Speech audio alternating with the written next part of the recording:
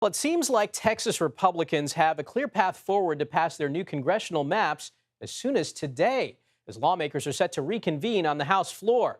Some Democrats are already there after ripping up so-called permission slips for police escorts in solidarity with State Representative Nicole Collier.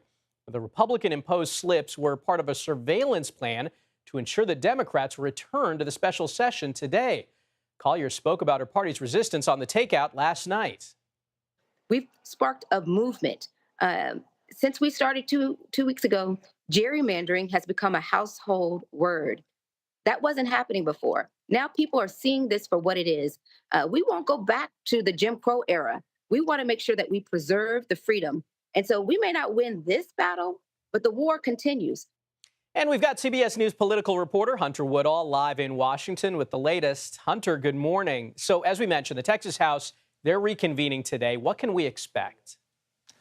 Well, good morning. And when you look at, you laid this out very well at the top here, essentially the hurdles are coming down for Texas Republicans who are trying to pass these new congressional maps in Texas. Now, these new maps would essentially take 5 Democratic seats and shift them in a way that they would favor Republicans. Democrats obviously have been calling national attention to this over the last few weeks, but as they return to Texas this week, many of those hurdles have come down, and all the evidence that we're seeing is that these new maps are likely to pass, like you said, as soon as today.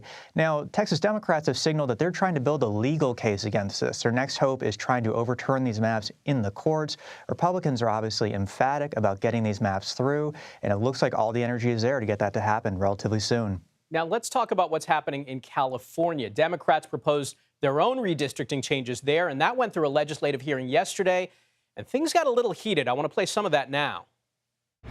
I did not have that same ability. You weren't aware of the concept? You weren't aware of the news that we were planning on doing that? Mr. Berman, excuse me, we have the chief clerk here, I am simply just asking for the same amount of time so that way I can go into this just as much as everybody else. I saw the language when it went into print yesterday morning. And I understand that. And I have a different opinion on that. And that's okay because I'm granted. Okay, all right, excuse me, we're going to, I'm asking for. We're going to stop this right now.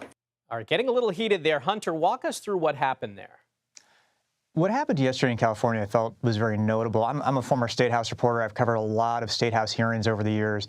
And just the friction between the two parties there, obviously Democrats have a huge amount of control in California. The Republicans you saw in that clip were calling attention to the concern that there wasn't enough transparency, how fast the process was moving. And let's just take a look at the timeline for this. It was essentially last Thursday that California Governor Gavin Newsom said, hey, here's the effort that we're going to have to amend the state constitution to try and put these maps on the, essentially change these maps. We're going to put a constitutional amendment on the ballot this fall. We didn't really see the details of those maps until late Friday. So this whole process is moving very fast. That's something that Democrats, even in California, admit.